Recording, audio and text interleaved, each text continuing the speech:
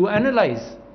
Today, even the developed countries have more data than what they can analyze. So they're looking for minds to analyze that data. They're looking at you. They're looking at the youth bulge in Pakistan.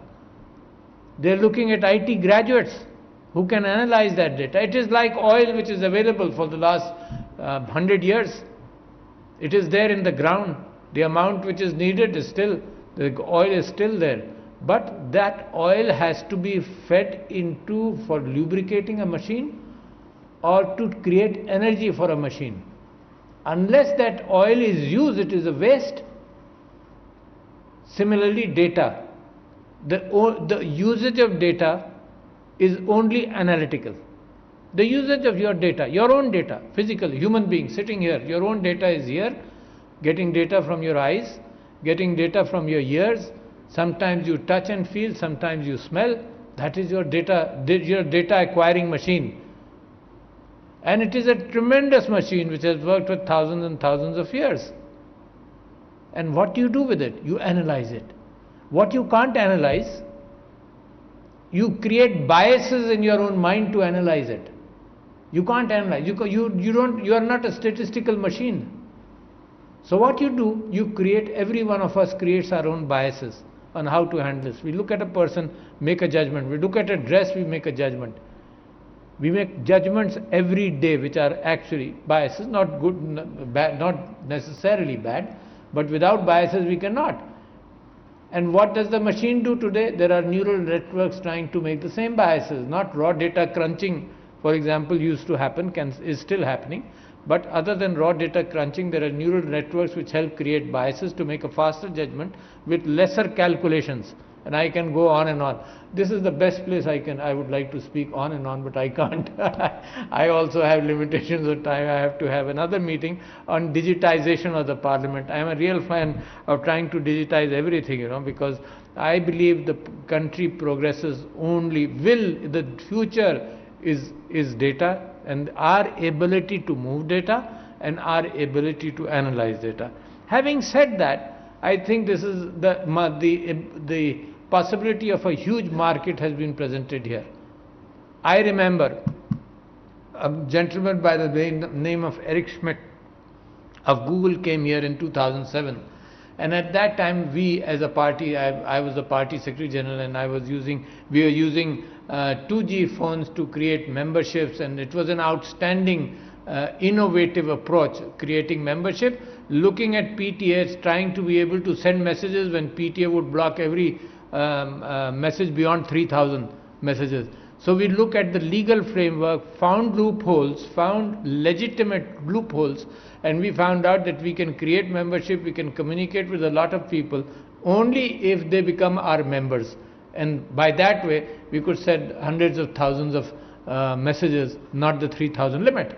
So we had done that, we created a huge membership base, and Mr. Eric Schmidt very much was surprised by the fact what we had done, and he said in 2007 that smartphones are there, smartphones will take everything up, smartphones will make your life much easier. So I was a secretary general of a party which was very IT familiar, very innovative. Let me give you another example. We held elections in our party, 3.5 million people voted in 2011 and 12. 3.5 million people voted on a 2G phone with automatic voice recording, which would give them every option. You put your ID number in it, and the automatic voice recording said that you belong to such and such union council, you vote for this and this gentleman, and it was totally an automated system. Today I am having a problem convincing the people of Pakistan that you have to go to electronic voting. We did that in 2011. So you see, there is a resistance in our minds. Whenever somebody says this is the best way to go, you would look around, you would see whether this is the best. Would I not fall here, or whatever? So it's countries which have picked up on this paradigm shift and have been able to convince their populations, or they've had a leadership which has done that those countries have made faster progress. Let me give you another example. There are two examples which come to mind where this country and the world has been slow. This country was also slow. When I got elected in 2013 and up to 2018 I was an MNA, there was a great discussion about grey telephony. You remember that? That people were sidetracking telephone, the PTCL, they were sidetracking PTCL, and they were talking on the precursors of WhatsApp. And the entire government was looking at loss of revenue, trying to block it some way or the other. And the government spent hours, the company spent hours, PTS spent months and years trying to stop grey telephony. No, unstoppable. When technology takes bites, you can't resist that. Similarly, the ability to sidetrack movies in Netflix and so many other sources. Today, to have satellite dishes in houses, it's a gone era. But only a year ago, 2 years ago, Pakistan was looking at that, and we had advertised we need bids for people to take satellite to home. Today, the broadband is taking every television channel, thousands of television channels to your home. So sometimes you need intelligence, you need smartness. Countries in the world, for example, let me give the example of Finland and Lithuania and Estonia. When Lithuania and Estonia got liberated, Finland said that we are giving up our analog telephone system, and we are going to digital, and we'd like to gift it to you. So as Lithuania accepted that gift, and Estonia refused that, and it said that we'll go digital. We don't want to go to an analog system. And you can see that there's a huge difference. Estonia today has a far bigger footprint than its size in IT, only because the leadership took steps forward.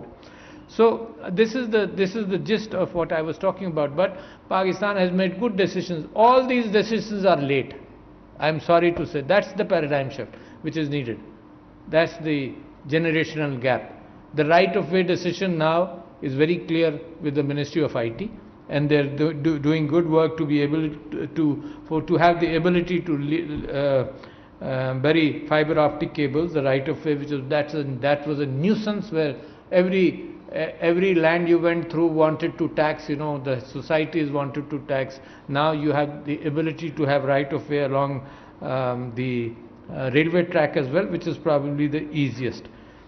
The fact that is bothering us beyond this broadband situation, or in fact a part of the broadband, is again a feeling that when goods are being transported on a highway, goods are also being transported now in the telecom sector. Now you have customs, you have decisions that you can't allow contraband on the goods on the highway. So therefore you have customs, you have anti-narcotics people looking at the goods which are traveling or which are coming into Pakistan. But in the information highway also there are goods, there are fake goods. And I'll give you an example of the elections in India, the last elections when Mr. Modi got elected. 70% of social media, 70% was fake. 70% was fake. So I don't know what to do. You don't know what to do. There we can always ask PTA to block every social media channel which publishes fake news. That means there will be no news. There will be no television if you stop fake news. So we have to think of ways and measures. If you can't stop fake news, for example, you have to educate people to understand fake news. Maybe that's the way to go. It was easy for me. There was only two newspapers which used to come out in Karachi when I was a kid. One was in English and one was in Urdu. And it was easy to look at fake news out of 30 news items. And you had a trust in the newspaper that they will be biased, but there will not be fake news, right? It increased to one channel, television channel, it increased to multiple channels. Now there is a storm. There is a tidal wave of fake news. And your children, ladies and gentlemen, you may be able to discern the fake news from false news. But did you? Did we? What was weapons of mass destruction? This had nothing to do with social media, but of course partly. Were we able to discern? The world was not able to discern. So one of the biggest social challenges in the future, elections are going to be hijacked by fake news. You see, even the most democratic of countries today in the world, for example, the United States, is alleging that there has been Russian interference in their elections to try and change thinking also. So I believe that the information broadband, very important, but also the world is learning actually. We are also learning, the world is learning. Our customs are in conflict at times when the kind of news which comes out, or imagery which comes out.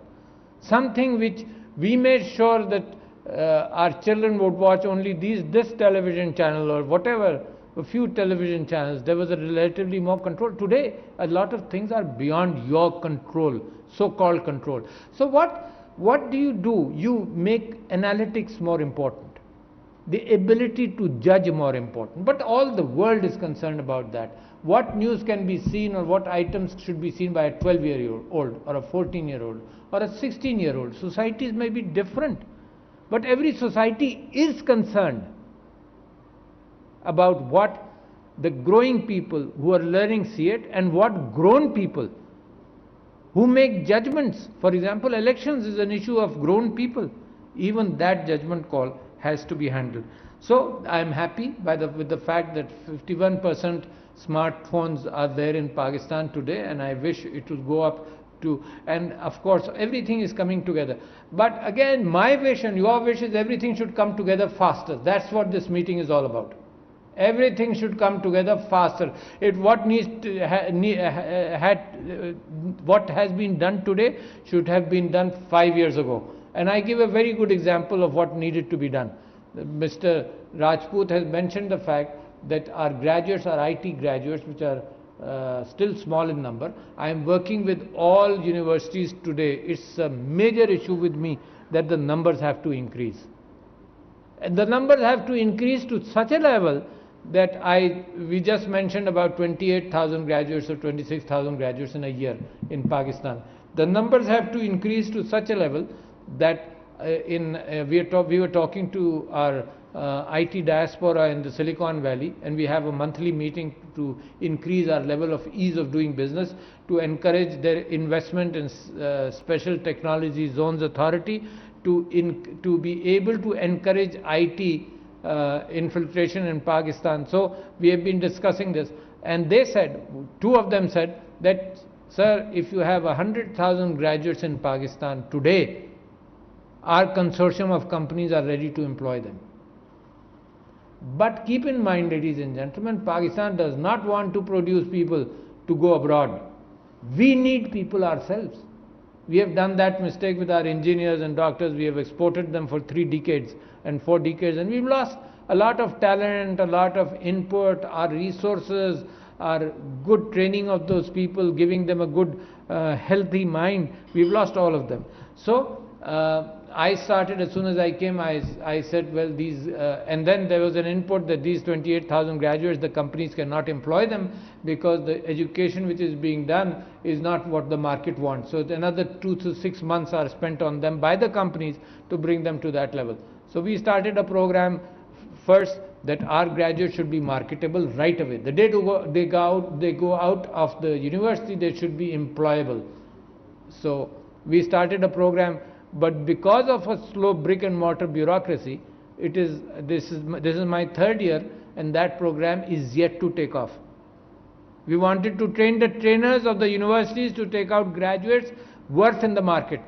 But the sieves which we have established prevented that. Every time the advertisement took place, there was an objection on it. We had to re-advertise. So 3 advertisements were made, and you know how things work.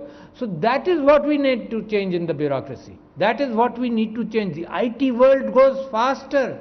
It is whooshing past, actually. Even that is a description which is much slower than what actually the IT world and the IT train is going fast. So I believe, with all what I say, I believe that the response of the government has to be faster. And today, meetings like these, you have to pick up priorities. You have to sell yourselves also. You have to sell PTCL, for example, or Huawei. They have to sell to entice, to give facts and figures to the government that, see, if you charge us $100 million this year and prevent the information highway from broadening, on the other hand, if you charge us $50 million this year and let it expand, next year you'll get $200 million, for example. You'll compensate your $50 million reduction you've done, and you'll get an extra $100 million next year. So this is the kind of sell your minds can do to the government. And this is what we want from here. So therefore, I believe that things are improving. Again, the same thing which I say, that I am glad that there are 637 billion in refugees. You're making a profit, good. But we'd like you to make more profit and invest more and more what the country needs. The fiberization penetration has to increase, and I am sure with the right of way judgment which has taken place, everything is going to be digital. Everything which is going to be digital. When I look at the health sector, you see, the other example which I failed to give you was COVID. That ability to communicate, the ability to educate people has been there for the last 15-20 years. If you folks remember, the Khan Academy was on the website since 2005 or 6, and the information was there for hybrid learning. I spoke in Shenzhen in 2007 talking about the same thing in dentistry. We were slow. And actually the entire world was slow. But Pakistan had that opportunity. Pakistan could have gone forward. It would have created a revolution in our progress. We could have been the Estonia of the world had we picked that up. It was the cheapest, it is still the cheapest source of information to have online learning. And we understood the capacity of broadband also when we went on this hybrid learning, and we found out that broadband in a number of areas is slow. So that's the other, we missed the boat. Cheap, easy, could have been done 10 years ago. The world missed it, we also missed it. But we could see it. There were people who were pointing to that. I was. And as soon as I came into 2018, I started talking about it. But COVID made us swallow the whole thing. Before COVID, it was very difficult to convince people, and had COVID not happened, so we would have still been going on. So e-commerce, e-agriculture, which you mentioned, sir, e-finance, e-health, everything. For example, COVID has shown you the example that e-health is a very important factor. We were able to manage it. That is smart decision making in Pakistan. That's a good example. While I am talking about slow decision making in areas, COVID is a very good example of smart, fast decision making. We performed much better than other countries. We made good intellectual decisions. So health prevention. My wife is working on breast cancer, and the best example was communication, was PTA's message on cancer prevention, breast cancer prevention. Best example, communicating it to the people. This country can't afford curative treatment, establishing hospitals, everything. This country cannot afford that. So therefore, let's prevent diseases from progressing. So that's where again communication becomes important. So ladies and gentlemen, we have a vision of a digital Pakistan. And we have the more digitization takes place, more financial transactions take place on the digital platform, the more the transparency of the Ministry of Finance, which the Ministry of Finance is urging, the transparency of our economy, the whitening of our economy will happen. The GDP will be affected tremendously. Only with the ability to digitize, to be able to transfer funds from me and you at the push of a button. That has started happening in platforms, but it should happen cross platforms also. Once I don't care how my money goes to you. I don't have to be doing it through only one telecom operator, but I should be able to just send money to you. That people will sacrifice a little bit of privacy just to be able to have that ease of doing it. That's what we see. That's what, when you are on different platforms, going on different platforms on your computer, what you see is that you're sacrificing part of your privacy. You are downloading some of their cookies automatically, but you're sacrificing just to get more information. So people will sacrifice their privacy, and it has the disbursement has happened well of SAS funds. That has been very good, and it should happen further. We are urging that every disbursement takes place through a bank account. So what happens is, all women to whom funds are going, they will have an automatic bank account, so they're not able to spend, they're not pressurized to spend cash money which comes into to their hand right away. At least they have a bank account, they can think and disburse rather than coming under pressure. So ladies and gentlemen, I am very happy that you are sitting down to deliberate. This deliberation is very important. I would personally be very interested in how you select priorities, what needs to be done, and you have data to support that in the future, that if this is done, this will happen. And market money should be flowing into what government cannot do. There are areas the government can take off the entire burden away from you and do all five. But as a country, we'll have to make priorities, so that what we should do first, what we can do faster, and what we